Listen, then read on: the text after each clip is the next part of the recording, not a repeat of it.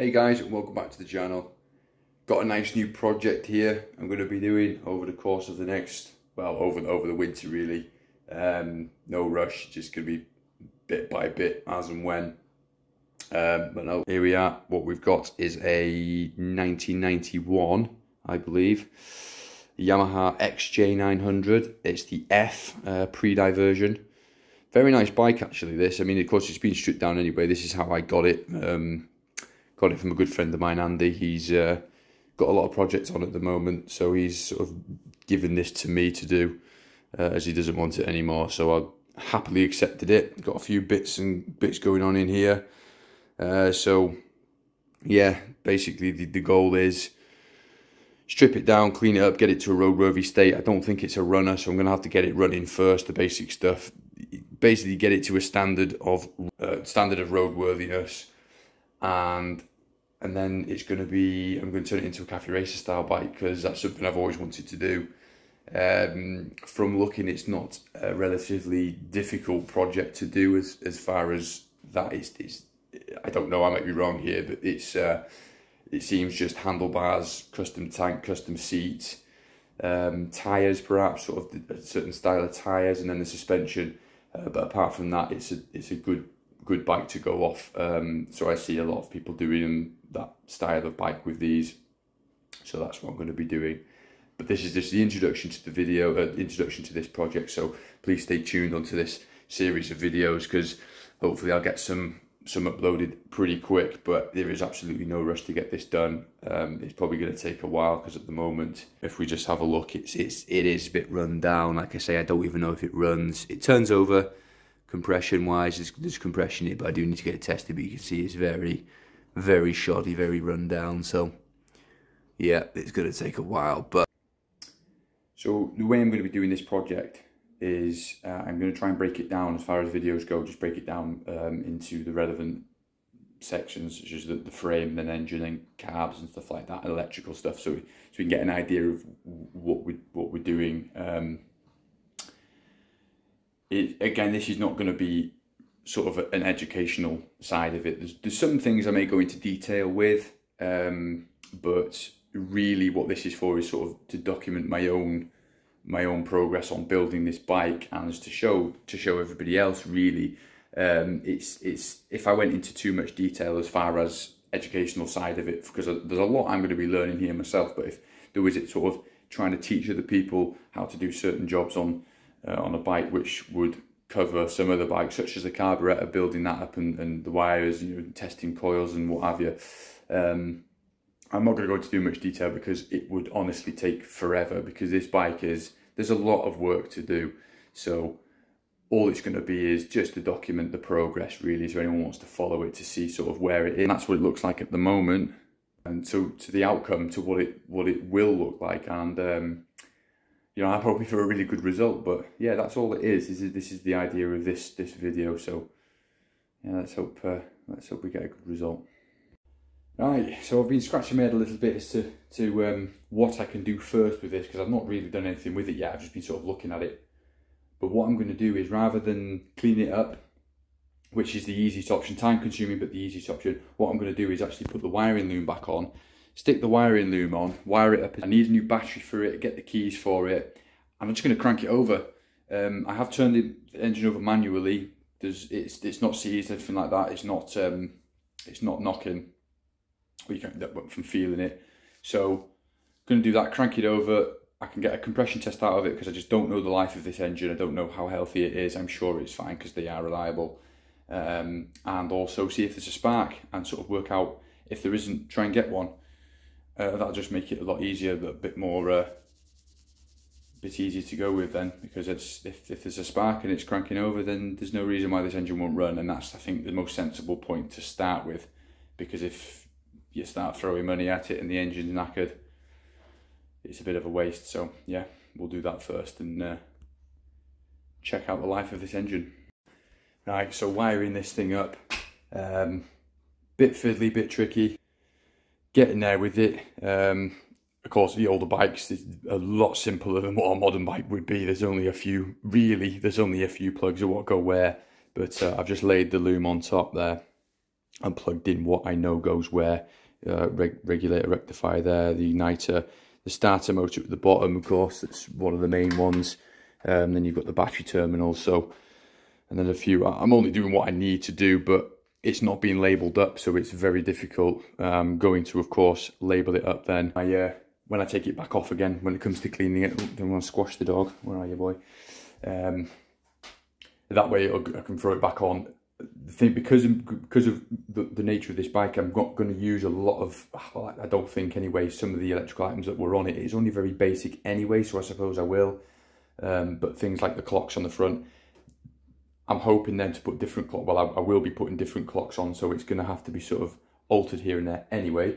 But it will certainly make it easier when putting it back together. So yeah, I'll definitely be labeling it up when taking it back off again. But so just been doing some wiring loom work, just trying to label everything up, get it all as you can see there. Labeling it up there makes it a lot easier when I off and then put it all back together again. What else I've been doing is testing the coils. There's 2 coils on this, 1 coil feeding 2 cylinders, and on the right hand coil I'll be testing the primary and the secondary coils. And everything was in tolerance bar 1. I tried the secondary coil test on the right hand coil, and I wasn't getting a reading at all. So rather than just going buying a new coil for it, sort of dig down a little bit, do a test, or remove the spark plug caps, and then did the HT leads only across a coil, and I got a reading perfect. And tested the spark plug caps, and one of them wasn't giving me a reading at all. It was usually about sort of 4 or 5 ohms, wasn't getting a reading. So that tells me that there's an issue with the spark plug cap. So it was quite handy. It's always wise to test these things just in case, because you never know, it could be simple as a spark plug cap, and in this case it is, which is good. So I'm going to order a new spark plug cap, retest the system, make sure all the readings are within tolerance as it should be now once that's replaced. And then, yeah, we'll get the battery on and we'll do a spark test and a compression test. And then everything else, whatever comes next, because I don't even know. I've got a list of things to do with this. So yeah, we'll see. But that's where we're at the moment. So I've pretty much finished the wiring now. The wiring loom is back on. It's laid. As you can see, it does help a lot. Some of the cables on there are, it's all color coded. The Haynes manual does tell you where everything goes by the wiring diagram there, but there's a lot of the cables they're all faded, and some of them are actually broken. So the only ones I haven't done is the lights, but everything else is on. I've got the battery, got the key. I'll put the ignition on just to see, because I've put the display on there. That's not going to be staying. It's handy for now because the lights come on. So the neutral light came on. Tried to crank it, it wasn't cranking. The solenoid was clicking, but that's it. The starter solenoid was clicking, that's it. So did a bit of digging, turns out it's the solenoid itself. Took a resistance reading across the terminals on there with no power supply. Of course there was no zero reading. Put the power supply on, hit the starter switch, there was still no reading at all. There should have been a little bit, 0.2, 0.3, something like that, but there wasn't anything. So I'm going to say the starter solenoid is broken, is faulty. I'm also going to service the starter motor, put new brushes on there, possibly a new sort of cable as well, and just clean it up in general, and then give it another go. So that's where we're at the moment. I get those parts sorted, get them fitted, and we'll crank it over, hopefully get a spark, get a compression reading. So that's where we're at the moment. So we've got the new starter solenoid now here, it's come today. So we're going to get that wired up. Very, very simple to change over, just simply swap the wires over there, 1 and 2, positive and negative, and then you've got the 2-pin plug just at the top here. Simply plug and play, so we'll get that done now, get it swapped over. Okay, so that's the starter solenoid now in place, all wired up, batteries on. So we're going to pop the ignition on. Okay, yeah, got the light coming on there. We're going to crank it over just to see if that's working okay.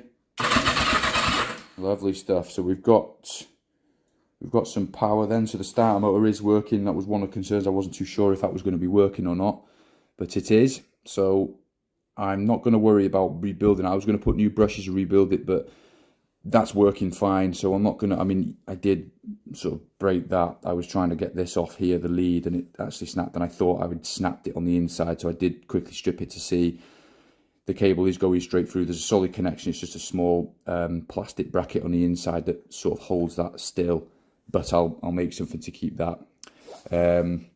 So now we just need to test, or do that in a bit. We'll test the spark, see if we're getting a spark from each cylinder. Of course, still waiting for spark plug caps on cylinder 3. So when that comes, we can confirm that. But yeah, so far so good. We'll get the compression test done, and once they're nipped in the bud, we can move on to stage 2, which is basically just the strip down. I'm going to pull the wiring loom back off again, and once we know that it all works, and yeah, move on to stage 2, which is, yeah, like I say, strip down and clean, I think, but we'll work that out when we get to it. But yeah, good result. I'm glad that works, so that's not bad at all. So just doing the a quick spark check here. I've just simply taken spark plug out of cylinder 1, connect the HT lead, and just going to leave it on the side here just to do the check. Now the ignition's on, so we crank it over. See there, we're getting a nice little spark, which is really good news, because it's 2 coils on this. So I believe, what is it, coil 1 will be firing cylinders 1 and 4, I think it is that one? Yeah, so yes, that's right. So coil 1 there will be doing cylinders 1 and 4, and coil 2 will be doing 2 and 3. So I'm going to check cylinder 2 in a minute, and then that should confirm that they're all working. I still need to fit the caps, but the cap's still not here for cylinder 3, so that's annoying, but we'll get to that. So we'll just check number 2 now and see if that works. Okay, same score with cylinder 2. That's the spark plug out now, so another little spark test. Yeah, we're getting a nice spark on that as well. So that's pretty good. We're getting sparks now. That's cylinder 1 and 2, so that kind of confirms. I will check 3 and 4 afterwards, but that's kind of confirmed that is absolutely spot on, so we're very happy with that. So there's no reason once the carbs are on the fuel tank that this bike will run. So happy days. Compression test left to do, and then that's stage 1 over. Alright, so finally got the spark plug cap now. This is of course an NGK one, slightly different than the ones that are on there. I will be replacing all of them with these nice red ones, nice NGK ones eventually. Something I did notice slight difference is, of course, this is sort of a deep one, whereas 2 of them are like a shallow, if you like. See, like cylinder 2 and 3, sort of deep socket there. I thought it may be a mistake, but it turns out that it is like someone's just put like random ones on, sort of thing. Turns out it is normal. So that's a good thing to note with these bikes. So of course I needed cylinder 3, so I needed a deep one, so that's good. But yeah, we'll get that on. Once that's fitted, just double check that there is a spark coming through it onto the spark plug, and then yeah, tip top. Again, compression test, and we'll move on. So that's the spark plug now fitted, new cap. I have tested it, just cranked it over. Then there is a spark on there, of course, and on cylinder 4 as well. A little bit weak, I think, the plugs, but could just be due to the battery running flat, or I don't know how old them spark plugs are. But of course, that's something we'll do anyway, a service at the end. So yeah, good result. There is a spark, so happy with that. Ready to move on to the next step. Just waiting on the compression tester. It seems to be taking ages, but let's hope it comes tomorrow. Right, I've got the compression tester here now. I'm not going to go too much into detail with this, but I have tested it. Now it's not great. The engine has been laid up for a good long while, years and years, I'm assuming. It's also a cold engine, so I'm not going to get an accurate reading, but the tolerances aren't going to be that far away. And at the moment, I'm getting 65 psi on cylinder 1, 95 on 2, 65 on 3, and 95 on 4. So they're all under. There should be standards 142 psi with a minimum of 114, and then no more than 14 psi between each cylinder. Now straight away, 2 and 4 are very low. 1 and 3 are very low, 65 psi, and that's way more than 14 between the two. So there's a big difference. I've sprayed sprayed some basically just down the bores there on the intake, because you can just see the valves moving, and on the exhaust as well. Hoping that that sort of frees it up. I'm going to leave it overnight, hoping that that frees it up a little bit. Possibly a bad seat on the valves, maybe, I don't know. I'm just sort of being hopeful there. If it needs a rebuild, it needs a rebuild, but we'll cross that bridge.